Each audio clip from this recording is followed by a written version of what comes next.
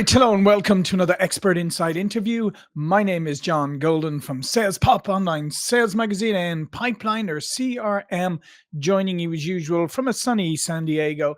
Today I'm delighted to be joined by Julia Menez, who is just over in the adjacent state of Nevada and Las Vegas. How are you doing, Julia?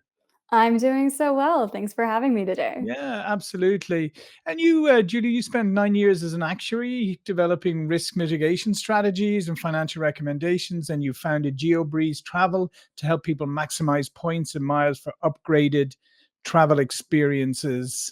Um, and obviously, your analytical background helped you to leverage these strategies to save on flights. And you have a podcast, the GeoBreeze Travel Podcast, and so you are a leading expert in points and miles strategies and helping people unlock luxurious travel on a budget. So, first of all, give us your personal story about how you got to this. You were an actuary, you were doing that work, and then how did you transition into this, and how did you discover how to leverage points in the way that you advise people to?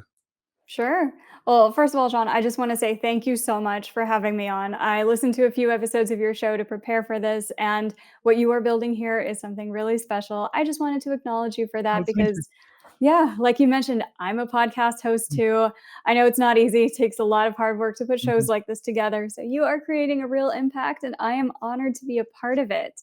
And last thing for everybody listening, and please do us a huge favor, go leave a 5-star review for John on whatever podcast platform you are listening in on, because that way we can impact even more people with this episode and with all of his episodes. I did mine on Podchaser because I don't have Apple. I don't have any Right. Apple products.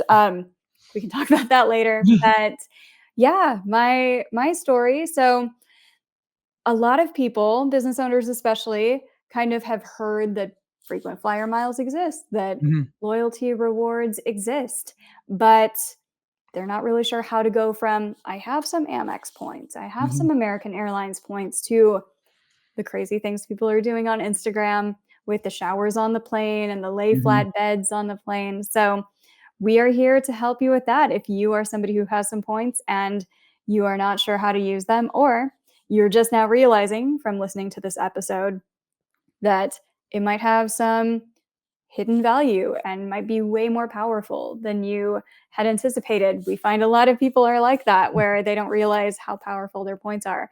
We are here to help with that. But yeah, like you mentioned, I have been a math and efficiency nerd for a Mhm. long time.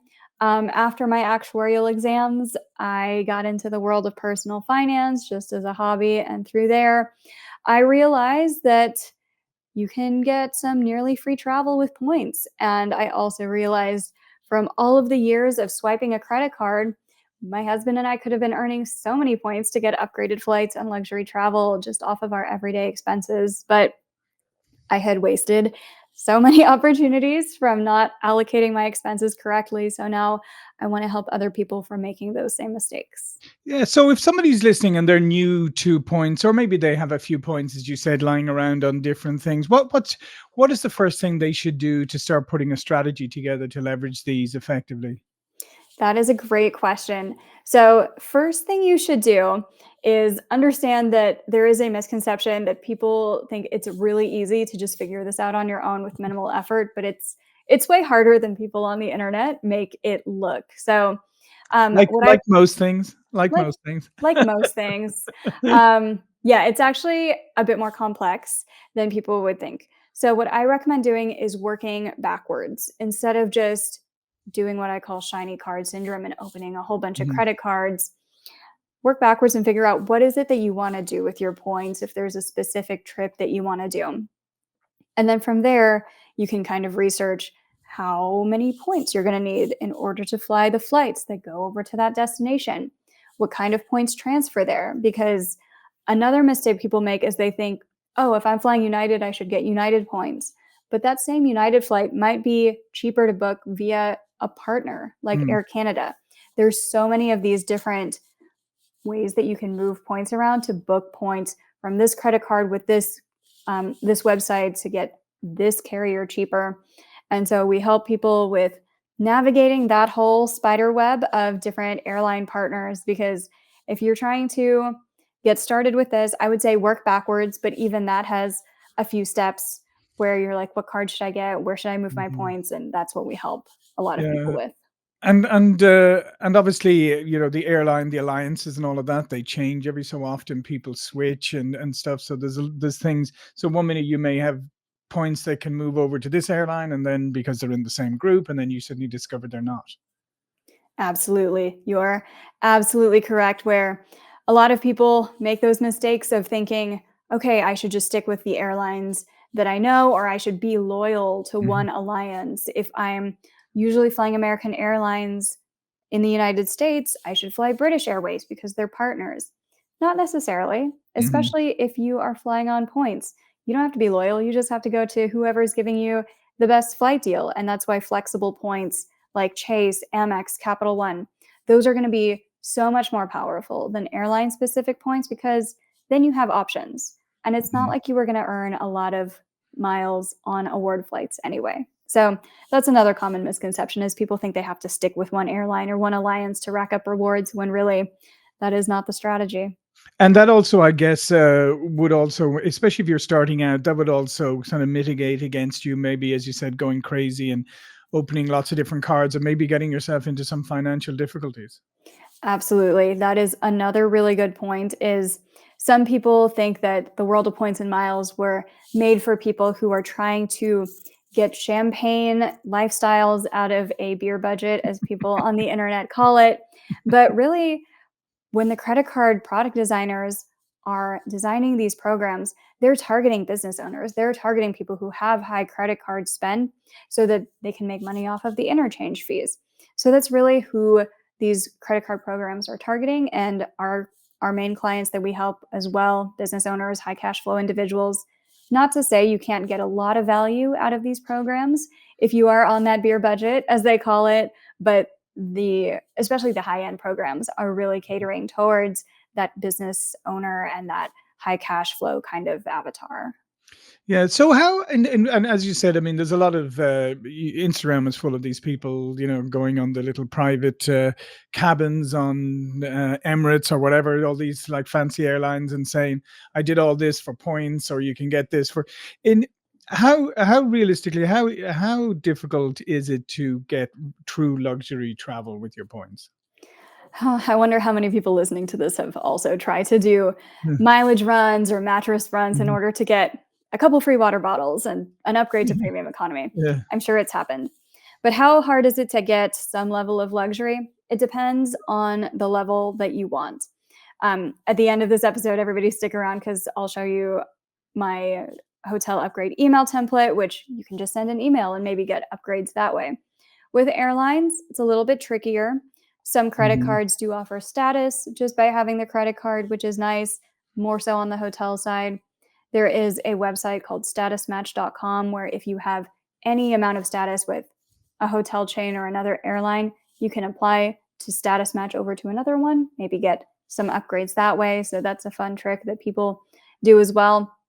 But yeah, there are misconceptions on both sides of how easy or how difficult this is. You definitely don't need to be taking 100 flights a year if you don't want to in order to obtain some real level of status. But you also can't just say secret words like they have on Instagram, be like revenue management, and then get upgraded from there.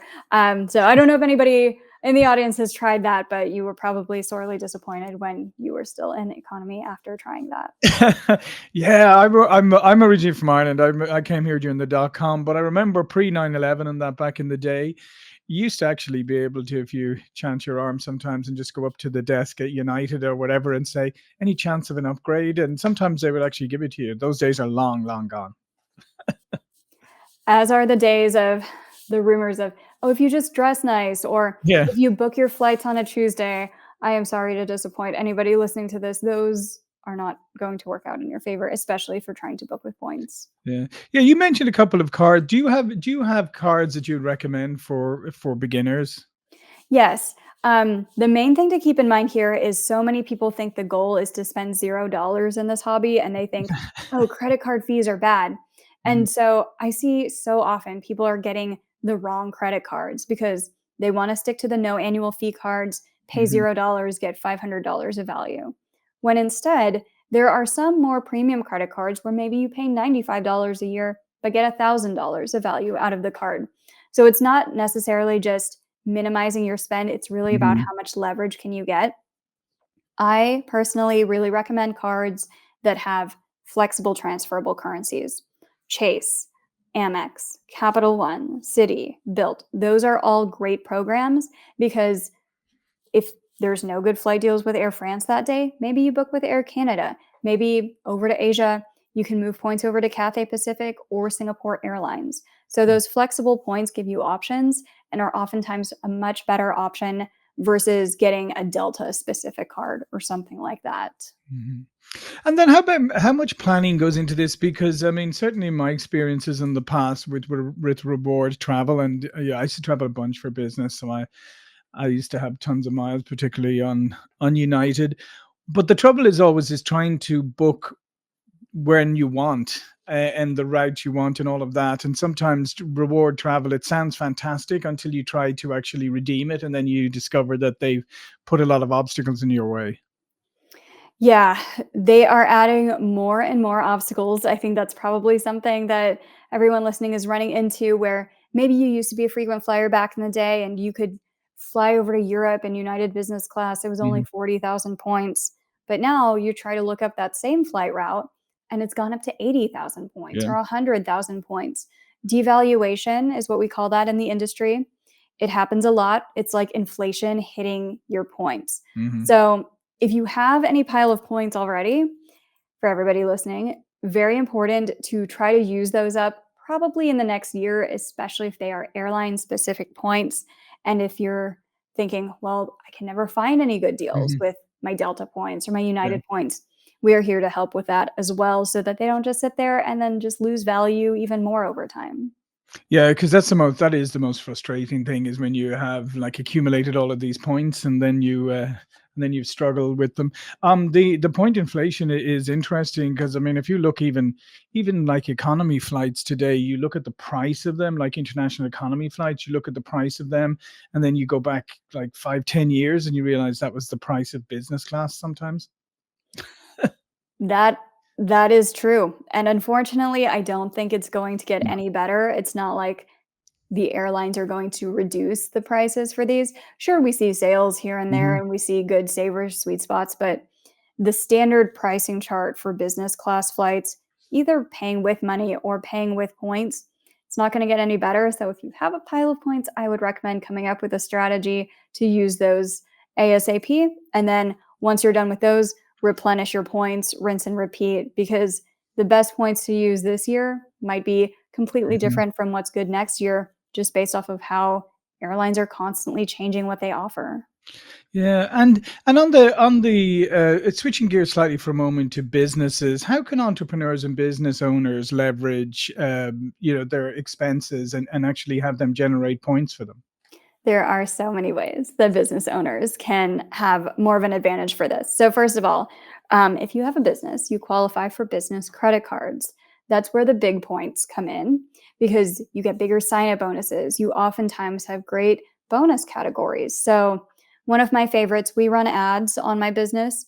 We have the Amex Business Gold. It earns 4 points per dollar on Hmm. every dollar of ad spend.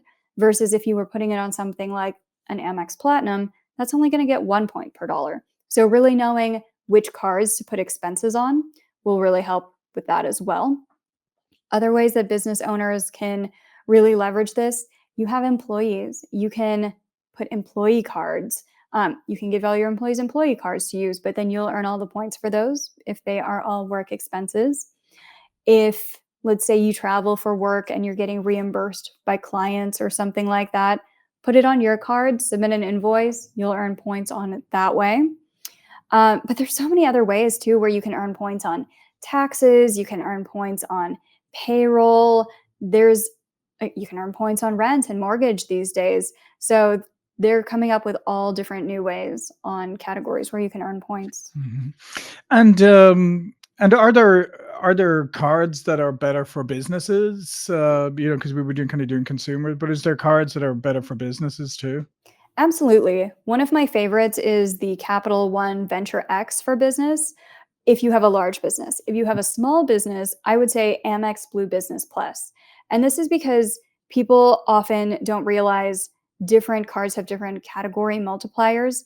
Most people just want one and done card, Hmm. but both of those cards I just mentioned, Capital One Venture X for Business, Amex Blue Business Plus, you get a flat 2 points per dollar everywhere. The Amex Blue Business Plus, it's only up to $50,000 of expenses per year, but there's no annual fee. So that's why I recommend that one for smaller businesses. And the Capital One is good for larger businesses because there's no cap to it. You get some extra perks. It's got a higher annual fee, but you still get 2 points per dollar everywhere. So if you are watching all the Instagram videos and you are getting overwhelmed with how complicated it looks, where people fan out 65 cards, you don't need to do that. You can easily come up with a simplified business strategy and still earn a ton of points from regular everyday expenses. Yeah, yeah, yeah. Just taking out loads of cards. I mean, there's on no level does that seem like a good idea at all. So Jimmy, do you have any examples of companies or people you've worked with, and like it's some ones where they've realized really good outcomes? Oh, that's such a great question. Yes, we have a lot. Most of our clients, we average about $30 to $40,000 of savings in travel, in addition to what they could get on their own. And we can usually accomplish this within the first 6 months or so. So a couple of examples. We have a client based out in San Francisco where she had all of these points already with Amex and Alaska, but wasn't sure on the best ways to use them. So she said, I'm good with traveling anywhere. I just need it to be a direct flight in business class from San Francisco with these points. Where should I go?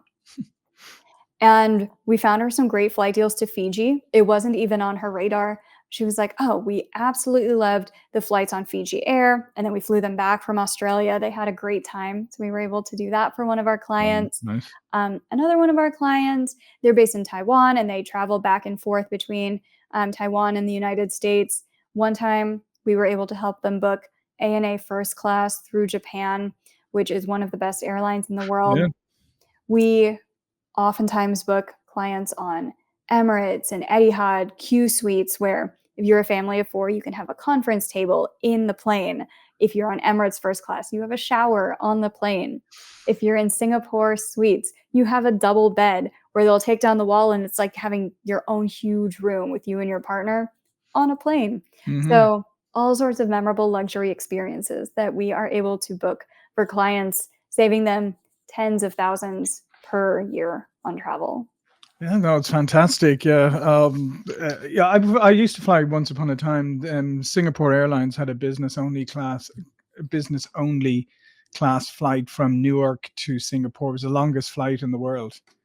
It was, I think, 20 something hours. I can't remember exactly, but great airlines in Singapore. Fantastic air. I mean, here's the other thing. I mean, no, it's slightly off topic with Julia, but how come airlines in the US can't be more like airlines in Asia? Oh, that's a long question. So oftentimes when people are landing in the United States, it's not to transit through another country. I don't Mhm, think we even allow that much. If somebody wanted to fly from Brazil to Canada, they don't stop through the US to get there. mhm, Whereas a lot of other countries, you are transiting through Turkey, you are transiting through Japan, you are transiting through Singapore. So they try to make it as enticing as possible. To be like, look how great our airport is. Look how nice our airline is. It's like the flagship jewel mhm, of their country. It's the first impression that a lot of people get of their country. And that's why a lot of different countries and airlines will have stopover programs. Like mhm. Iceland Air has that program. Turkish Airlines has that. Dubai, I think, has something like that. Qatar has something like that. So they're trying to entice a lot more people to stay a few days, explore, spend your tourism dollars. Where in the United States, we're just like, we're going to bus you to wherever. Yeah, Um, unfortunately, airlines, a lot of it, the flying experience in the US is like just, they're pretty much like flying Greyhound buses. That's the way I always say. that does happen, unfortunately. But one misconception is just because the flight experience is bad doesn't mean you should avoid the Sure. programs. Yeah, yeah. Because if you're collecting a lot of American Airlines miles or Alaska miles or United miles, the US programs do have some of the best cancellation policies. We're some of the most forgiving, where we don't charge huge Mhm, cancellation fees on award tickets. But also, you don't have to fly American Airlines. You could use your American Airlines miles to fly on Qatar or Mm. Japan Airlines. So, um, learning about those different partners, which we can definitely help you with if you're interested, for anybody listening, that will unlock a lot of experiences using your points. Yeah. And just a final question, is it complicated, or do you help people, like, if you want to combine, you want to do a complex maybe itinerary and you want to combine different points to different parts of that itinerary? Can you help put all that together? We can absolutely help put that together. We did that for one of our clients where he wanted to do a makeshift round the world trip for him and his three grandsons, and he had points everywhere. There were points with Aegean Airlines in Greece, there were some Emirates points, there were some Japan Airlines points, Singapore points, Amex, Chase. He had little pockets of points everywhere. If you are just beginning, I advise you to avoid the situation because it is much easier if you just have one big pile of points that you can move versus trying to jigsaw things together. But Mhm. if you do find yourself already in that situation, we can absolutely help piece that together for you as well. Absolutely. Well, listen, Julia, this has been fantastic. I mean, such a great business and great insights. All of Julia's information will be below this video. But before we go, please do remind people about how you can help them. Of course. So, if anybody's interested in learning about points and miles, especially for business owners or high cash flow individuals who feel like they are leaving money on the table when it comes to points and miles, I have a couple of things for you. So, the first thing is my hotel upgrade email template. It is a script that, when used correctly, has gotten thousands of my followers free upgrades and amenities at hotels all over the world. Directions for how to use it are included in the template. And the second thing is something I don't make publicly available. It's just special for your audience. It's not anywhere else online. We just use it internally. And I call it our value add calculator.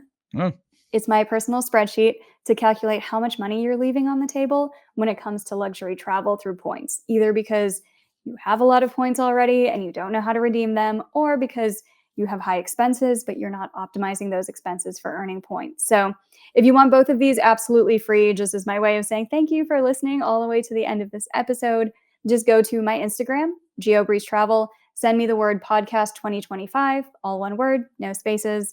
And from there, I will DM you my free hotel upgrade email template and value add calculator. fantastic. Well, listen, that's great. Thank you so much, Julia. Thank you for watching and listening. And I'll see you all again very soon. Thank you.